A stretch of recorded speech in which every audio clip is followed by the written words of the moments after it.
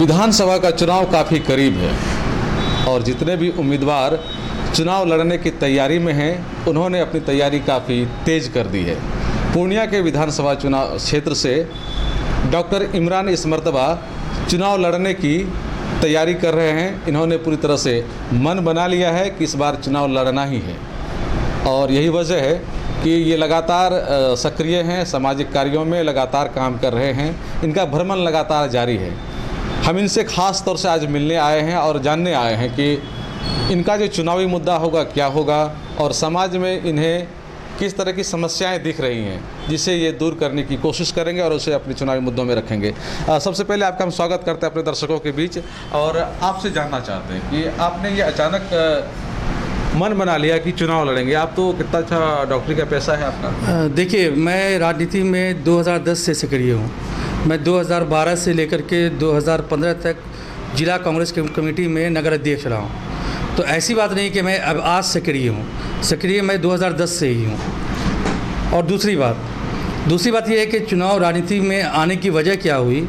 राजनीति में आने की वजह हुई कि जब भी कोई मामला जनता जब भी परेशान होती है तो कोई भी राजनीतिक व्यक्ति जो पूर्णिया के विधायक हो या इससे पहले विधायक रहे हो वो कभी किसी के काम नहीं आते हैं। तो इसलिए लास्ट में मैं सोचा कि अब मैं चुनाव लड़ूंगा और पिछले 1 साल से जनसंपर्क कर रहा हूं। इसी बीच कोरोना का काल भी आ गया। कोरोना का काल आ गया तो एक भी विधायक, एक भी पूर्णिया के जनप्रतिनिधि, चाहे वो सांसद हो चाहे विधायक हो, किसी भी लोगों को पूरे पूर्णिया के जनता को देखने के लिए नहीं गए। लोग भूखे मर रहे थे, लोग पैदल चल के गांव से आ रहे थे, उनके पास पैसा नहीं था। मैं एक लोगों के पास पूर्णिया शहर में मैं एक लोगों के पास, वो हर जाति, हर धर्म, हर समाज के पास जा कर के मैं जितनी भी उनकी ज़रूरत है मैं उनकी पूरी सामान पहुंचाने की कोशिश किया हूं। उनकी हर ज़रूरत को कोशिश किया हूं। जितना आपसे संभव था आपने किया। मैं क्या हूँ, चाहे वो इलाज के संबंधित हो, अगर वो बीमार हैं, किन्हीं का हाथ टूट गया है, किन्हीं का पैर टूट गया है, किन्हीं के पास खाने का अनाज नहीं है, वो मैं सब कुछ किया हूँ। उसमें जितना भी खर्च करना था वो मैं अपने निजी कोष से किया हूँ, न कि कोई मेरा भी। मैं एक सिंपल वार्ड कमिश्नर भी नहीं हूँ, लेकिन मैं अपने ही कोष से सब पे काम करता हूँ। अच्छा, ये बताइए कि आप चुनाव लड़ रहे हैं, सिर्फ आपका मकसद चुनाव लड़ना है या फिर आप चुनाव जीतना चाह रहे हैं? देखिए, जब आप चुनाव लड़ने की तैयारी करते हैं तो जीतने के लिए करते हैं। हारने के लिए कोई चुनाव नहीं लड़ता है। रेस में आइएगा तो हर आदमी चाहता है कि रेस में फर्स्ट आए। इसलिए मैं पूरी मजबूती के साथ और महागठबंधन से पूर्णिया विधानसभा में चुनाव लड़ूंगा। अच्छा, पूरी मजबूती के साथ आप चुनाव लड़ेंगे। जितना सामाजिक कार्य आप गिना रहे हैं, क्या लगता है कि वोट देने के लिए वो काफ़ी है, उसी पे आपको वोट मिल जाए? देखिए, चुनाव में जनता मालिक होती है।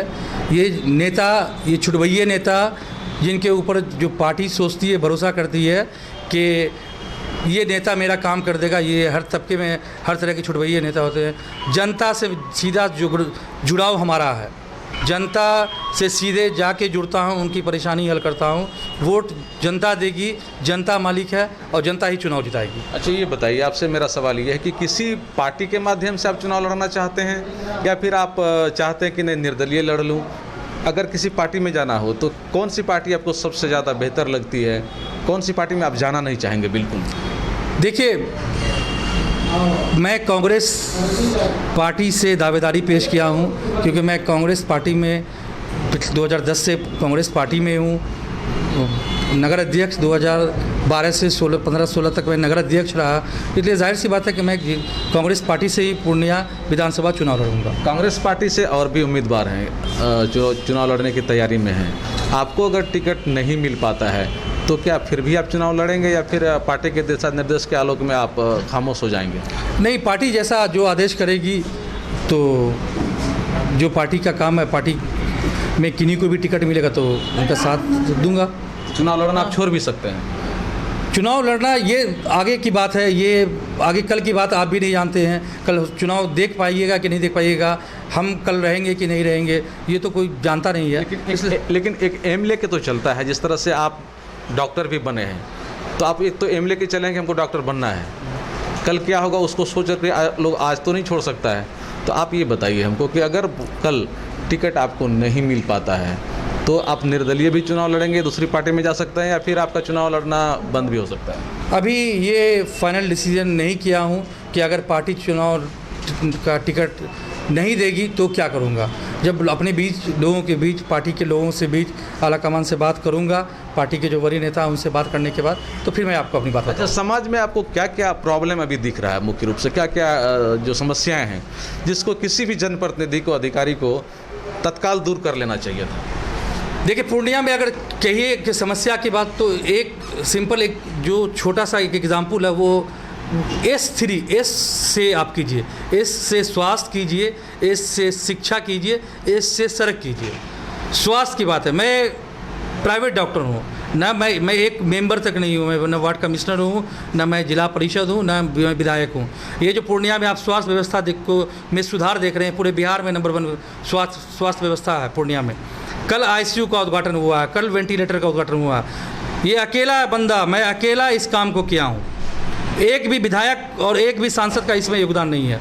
इसमें जितने स्टाफ काम कर रहे हैं उस स्टाफ तक का इंटरव्यू मैं ले जाकर करवाया हूँ। सिविल सर्जन साहब से हमारी 10 मीटिंग हुई है।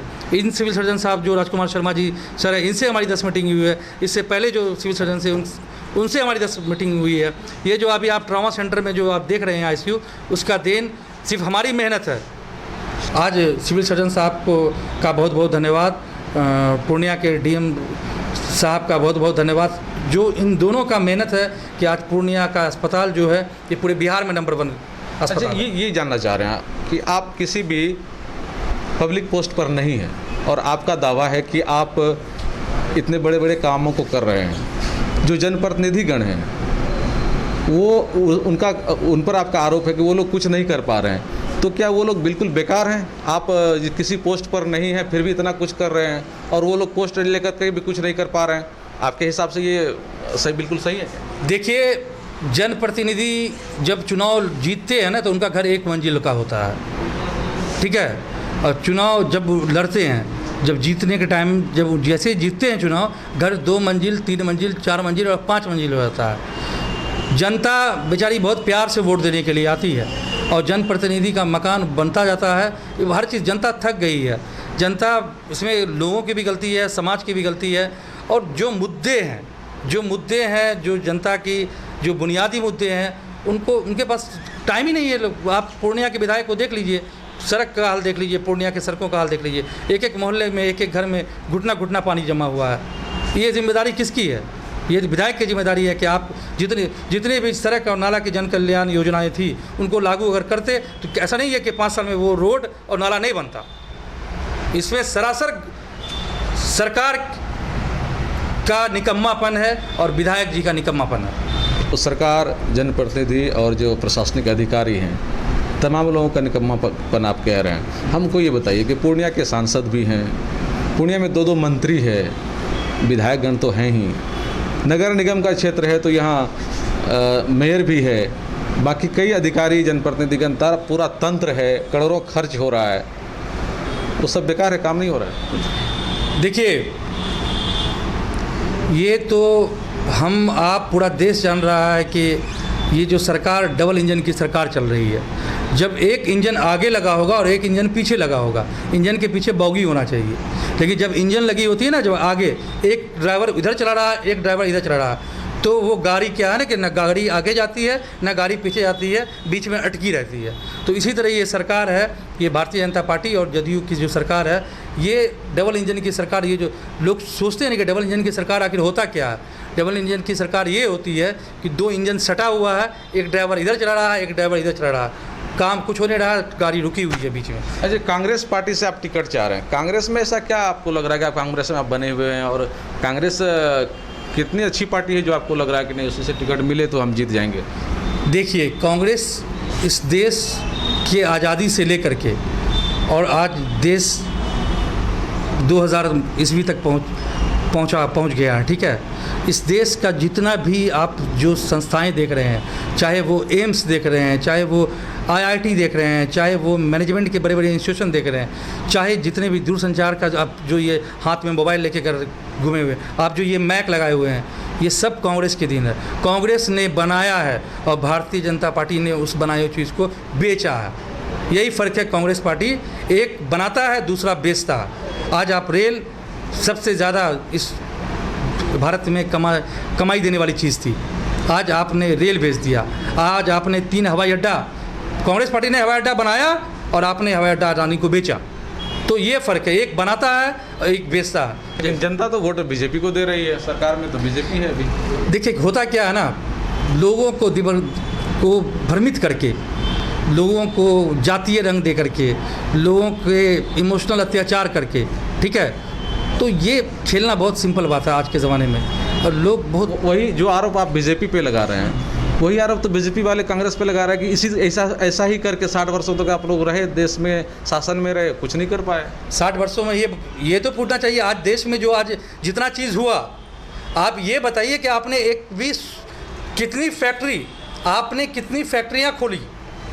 लोगों के पास आपको बताना पड़ेगा ना कि आपका दूसरा, आप 60-70 साल के जो 60 साल में जो हमेशा कांग्रेस की सरकार तो नहीं रही है, बीच में जनता दल की भी सरकार रही है। इससे पहले 2 बार स्वर्गीय अटल बिहारी वाजपेयी भारतीय जनता पार्टी के प्राइम मिनिस्टर थे, उनकी भी सरकार रही है।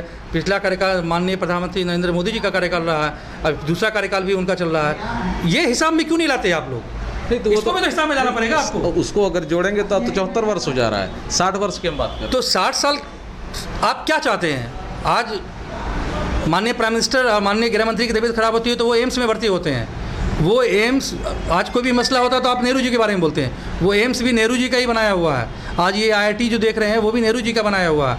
आज देश जो तरक्की में देख रहे हैं, आज हर जगह जो चीज़ बना हुआ है वो कांग्रेस की देन है, और जो चीज़ वही बनाया चीज़ को बेच रहे हैं वो हम भारतीय जनता पार्टी बेच रही है उसको। बिजली, पानी, स्वास्थ्य, जो तमाम समस्याएं आप गिना रहे हैं, वो तमाम समस्याएं आज से नहीं है, जब से देश आज़ाद हुआ है तब से है। तो वो समस्याएं जो पूरी तरह से ख़त्म नहीं हो पाई, तो इसके लिए आप किनको जिम्मेदार कहेंगे? देखिए, पार्टी जो होता है, कोई भी पार्टी, ये भारत किसान प्रधान देश है, ठीक है। आपको मैं नॉलेज के बारे में बता दूँ, आज से 10 साल पहले की बात है, पूरा विश्व जो है ना, पूरा विश्व का खराब हाल था, बिजनेस चौपट हो गया था। मनमोहन सिंह की सरकार थी। भारत कृषि प्रधान देश है, ठीक है। पूरा विश्व, अमेरिका वगैरह सब का इकोनॉमी ख़त्म हो गया था। आपको पता है कि नहीं ये बात? बताइए, हम जानते। ठीक है, लेकिन क्योंकि भारत कृषि प्रधान देश था, माननीय प्राइम मिनिस्टर उस टाइम श्री मनमोहन सिंह जी थे। आप कहना चाह रहे हैं कि मनमोहन सिंह ने उस समय भी भारत की जो अर्थव्यवस्था है उसको बचा के रखा था? यस, वो अर्थव्यवस्था, क्योंकि किसान प्रधान देश था, किसान की हालत अच्छी थी, इसलिए अर्थव्यवस्था पूरे देश में, हर जगह पूरे दुनिया का अर्थव्यवस्था खराब हुआ, लेकिन भारत का अर्थव्यवस्था खत्म नहीं हुआ। और अभी मोदी जी हैं तो वो अर्थव्यवस्था चौपट हो जा रहा है। आज किसान के आत्महत्या की दर भारत में, इस दुनिया में सबसे ज़्यादा है। आप रेशियो निकाल के देख लीजिए, एक बार इंटरनेट खोलिए। लेकिन दुनिया में भारत का छवि भी तो काफ़ी बड़ा है, पूरी दुनिया में मोदी मोदी हो रहा है। देखिए, मोदी होना ये ख़राब बात नहीं है। हर आदमी के अपने समर्थक होते हैं, हर आदमी के अपने, जिनके समर्थक नहीं भी होते हैं। तो अच्छा, लास्ट में हम सवाल आपसे ये करना चाहेंगे, पूर्णिया की जो समस्याएं हैं, जितनी समस्याओं को आपने गिनाया, अगर आप विधायक बन जाते हैं, जनता आपको चुन लेती है, तो आप उन समस्याओं को दूर कैसे करें? क्या आपके पास विज़न है उसका? देखिए, पूर्णिया में 3 चीज़ें हैं। सबसे पहला तो लोगों का जो आर्थिक स्थिति खराब होता है, स्वास्थ्य सेवाएं में हर आदमी के घर में कुछ न कुछ लोग बीमार हैं। 10,000, 20,000 का, 5,000 रुपये का बीमारी में खर्चा है लोगों को। अगर आपका स्वास्थ्य सेवा पूर्णिया में ठीक हो गया तो लोगों को बड़े बड़े अस्पताल का चक्कर नहीं काटना पड़ेगा, दवा फ्री में मिलेगा, जांच फ्री में होगा, इलाज फ्री में होगा। और आप देखिए, पूर्णिया में अभी CT स्कैन मशीन ख़राब है, पूर्णिया सदर अस्पताल का। एक चीज़ अभी जैसा बचा रह गया है, उस काम को मैं बहुत जल्दी करने वाला हूँ। पूर्णिया में CT स्कैन मशीन सिर्फ ख़राब हुआ है, पिछले 5 साल से वो मशीन ठीक नहीं हुआ है। 1300 रुपये का चिरकुट कटता है वहाँ पर, और वो प्राइवेट अस्पताल में जा करके वो जाँच होता है। लेकिन अगर मशीन वो ठीक होता तो वो 1300 भी नहीं लगता, 50-100 रुपये फीस जो नॉमिनल चार्ज है वो लगता, जांच की सुविधा वहाँ होती, दवा फ्री होता। एक इंसान का इकोनॉमिक कंडीशन क्या होता है ना कि एक स्वास्थ्य पे बहुत लंबा खर्चा होता है। आपके घर में, हमारे घर में कोई बीमार हो जाए तो वो एक बहुत बड़ा तो मसला आप चाह रहे हैं कि स्वास्थ्य में जो समस्याएं हैं स्वास्थ्य विभाग में, उन समस्याओं को दूर करेंगे आप, सड़क, बिजली, पानी, तमाम समस्याओं को दूर करेंगे आप। पहले इन प्राथमिक समस्याओं को दूर करने के बाद एक कुछ और शिक्षा भी है पूर्णिया में, शिक्षा में सुधार। शिक्षा का सबसे बड़ा मसला है कि 25% जो स्कूल है सबको सर्व शिक्षा अभियान के तहत बच्चे को फ्री एडमिशन लेना है, फ्री पढ़ाना है। पूर्णिया में 89 प्राइवेट स्कूल है, लेकिन किसी को पता भी नहीं है ये बात। मैंने आरटीआई से मंगवाया हूँ, 89 स्कूल है जो प्राइवेट स्कूल है, जो सर्व शिक्षा अभियान के तहत जिनको बच्चे को फ्री एडमिशन कराना है, ठीक है, उनको फ्री पढ़ाना है, लेकिन सब सिर्फ खाना पूरी करते हैं। लेकिन डॉक्टर साहब, आपसे हम लास्ट में ये जानना चाह रहे हैं, आप तो सामाजिक समस्याओं को उठा रहे हैं और उसे दूर करने की पूरी कोशिश कर रहे हैं। आप चाहते हैं कि समाज के सभी समुदाय के लोग, सभी वर्ग के लोग अच्छा ज़िंदगी जिए, सभी तक शिक्षा की रोशनी पहुँचे, विकास का जो गति है सब तक पहुँचे, सब लाभान्वित हों। लेकिन एक प्रॉब्लम ये देखा जा रहा है कि आप जिस समाज के लिए इतनी चीज़ें करते हैं, वही मतदाता जब वोटिंग का समय आता है तो वो जाति और धर्म, मजहब के हिसाब से वोटिंग करने लगते हैं। ऐसा पिछला जो रिकॉर्ड है उसके हिसाब से मैं आपको कह रहा हूँ, उन चीज़ों को कैसे संभालेंगे आप? देखिए, जब मैं लोगों के बीच जाऊंगा तो मैं सिर्फ एक ही बात कहूंगा कि मैं जितना काम किया हूं ना, अगर पूर्णिया का विधायक 5 साल में लोगों का जो समस्या है, जो कोरोना काल वगैरह में हुआ, कि पूरे बिहार में अगर कोई विधायक इतना काम कर दिया होगा तो आप मुझे वोट दीजिएगा, मेरे काम पर वोट दीजिएगा। मैं जो काम 1 साल में किया हूँ उसके वजह से मुझे वोट दीजिएगा।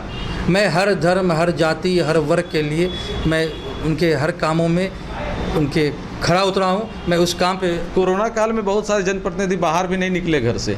आपको कोरोना से डर नहीं लगा? देखिए, जब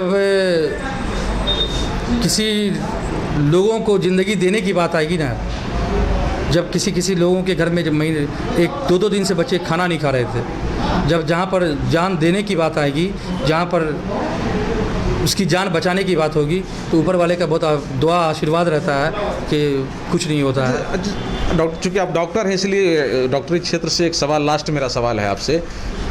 कोरोना के समय में एक उदाहरण के साथ हम आपको कहना चाह रहे हैं कि जब कोई भी देश सेना को रखता है तो इस उम्मीद के साथ रखता है कि जब युद्ध की आवश्यकता हो या फिर हमारी सेना का जब भी आवश्यकता पड़े तो उस सेना से हम मदद लें, वो काम करें। उसी तरह एक डॉक्टर जब समाज में महामारी फैलता हो, लोग बीमार रह रहा हो, तो उस समय डॉक्टर की जिम्मेदारी काफ़ी बढ़ जाती है कि वो उस पर काम करें, लोगों को बचाएं, समाज को बचाएं। लेकिन पूर्णिया ही नहीं, पूरे देश में, हाँ, यहाँ तक जितना मुझे जानकारी है कि विश्व भर में बहुत सारे डॉक्टरों ने अपना पेशा छोड़ करके घर में अपने आप को छुपा लिया। ये कितना जायज़ है? देखिए, ये तो डॉक्टर का काम इलाज करना है, और जो घर में बैठ गए, मैं उनके बारे में मैं निंदा ही कर सकता हूँ कि उनको ऐसा नहीं करना चाहिए। लेकिन पूरे भारत में जितने डॉक्टर, 250-300 डॉक्टर का डेथ हुआ है लोगों का इलाज करते हुए, इस कोरोना काल में अगर सबसे ज़्यादा अगर मदद लोगों का सबसे ज़्यादा अगर जान पर कोई खेला है तो वो भारत के हमारे डॉक्टर, नर्स, ये लोग जान पे खेली है। ये तो बिल्कुल युद्ध की तरह है। जिस तरह से युद्ध में सेना लड़ती है और सेना मरती भी है, उसी तरह इस युद्ध में डॉक्टर जाएंगे, इलाज करेंगे, तो उसका खामियाजा हो सकता है, उसका प्रॉब्लम डॉक्टर को झेलना पड़े। लेकिन वैसे डॉक्टर जो युद्ध को देख करके, कोरोना महामारी को देख करके अपने आप को छुपा ले कहीं, उस डॉक्टर के बारे में आपका क्या मंतव्य है? मेरा तो बहुत अफसोस की बात है, जिन्होंने ऐसा किया है बहुत अफसोस की बात है, लेकिन वो उनकी संख्या बहुत कम है। लेकिन इस देश में जो कोरोना के खिलाफ जो लड़ाई में पूरे देश के डॉक्टर और जो नर्सेज, जो पैरामेडिकल स्टाफ जितने भी हैं, जो उनका जो कार्य है, उनके कार्य को भूला नहीं जा सकता है। देश कभी नहीं भूल सकता है कि 250-300 लोगों ने अपनी जान की आहुति इस कोरोना काल में जान दे दिया। ये बहुत बड़ी बात है। चलते चलते लास्ट सवाल कि आप चुनाव की जो तैयारी कर रहे हैं, रूटीन क्या है, क्या कब निकलते हैं, क्या सब करते हैं? मैं 2 घंटा, मैं सुबह सो के उठता हूँ 7 से लेकर 10 3 घंटा मैं लोगों से मिलता हूँ, 2 घंटा मैं अपने क्लिनिक पर भी आता हूँ, क्योंकि क्लिनिक पर लोगों से मिलने जुलने का, जो हमारे जानने वाले लोग हैं वो सब, एक क्लिनिक एक ऑफिस टाइप का बना हुआ, उसका फिर अभी 4-3 बजे निकलूँगा, फिर रात 11 बजे तक घर पहुँचता लेकिन हूँ। जो आपका जनसंपर्क अभियान है वो भी जारी है, जो आपका इलाज करने का जो एक समाज सेवा है, साथ ही साथ आपका जो व्यवसाय है वो भी है, सबको साथ में लेके चल रहे हैं। जी, जी। किसी को प्रभावित नहीं होने दे रहे हैं। नहीं किसी को प्रभावित, क्योंकि इलाज आज, क्योंकि ये भी एक सेवा का बहुत बड़ा माध्यम इस है। कोरोना काल में बहुत सारा क्लिनिक बंद भी है, लेकिन मैं अपना क्लिनिक खोल करके 2 घंटे पेशेंट देखता हूँ, 2 घंटा लोगों से मिलता भी हूँ। लोगों की बहुत सारी जन समस्याएँ हैं, लोग जानते हैं कि 10 से 12 वहाँ पे बैठे होंगे, तो हर चीज़ों को सोल्व करने की कोशिश करता हूँ। हौसला बुलंद है ना चुनाव लड़ने का? पूरा हौसला बुलंद है। देखिए, हौसला तो जनता से होता है, इस देश की जनता ही जिताती है। ये पार्टी जो पॉलिटिक्स होती है ना, ये पार्टी पॉलिटिक्स ये 2 नंबर पे आती है। जनता मालिक होती है, जनता से पार्टी है। लेकिन क्या है कि कभी कभी क्या हो जाता है ना कि पार्टी समझने लगती है कि मैं जनता से बड़ा हूँ, लेकिन जनता बड़ी है, जनता से पार्टी है। जनता तो बड़ी है, लेकिन जनता बड़ी है तो उनको दिखाना भी पड़ता है कि मैं आपके लिए सर्वश्रेष्ठ आपका सेवक बनूंगा। वो अपना एबिलिटी तो दिखाना पड़ता है, तो आप दिखा रहे हैं ना। ज़रूर मैं क्या हूँ ये जनता जानती है। ये मुझे, अब मैं अपने मुंह में या मिट्ठू बनूँ, मुझे ये अच्छा नहीं लगता।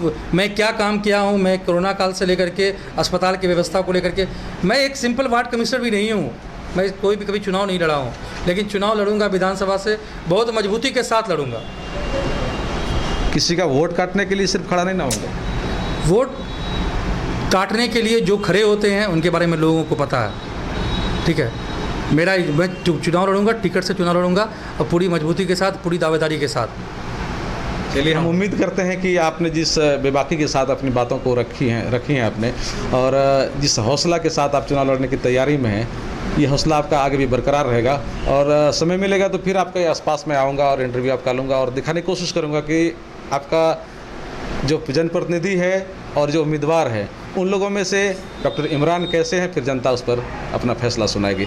चलिए, आपने समय दिया, आपका बहुत बहुत शुक्रिया। आपका धन्यवाद। डॉक्टर इमरान जो कि काफ़ी मेहनती हैं, काफ़ी मेहनत कर रहे हैं। कोरोना काल में बहुत सारे डॉक्टर अपने घर में छुपे हुए थे, लेकिन इन्होंने डॉक्टरी पेशा को जारी रखते हुए समाज सेवा को भी जारी रखा, और इनकी ये मंशा है कि ये चुनाव लड़ें, और जो जनसेवक का काम होता है जनता एक बार इन्हें सौंपे, और ये जन समस्याओं को दूर करने के लिए पूरी तरह से कोशिश करेंगे। कई तरह का इनके पास विज़न है, इन्होंने बताया भी है और आगे भी बताएंगे। कोशियालों के लिए सुमित के साथ मैं संजय कुमार।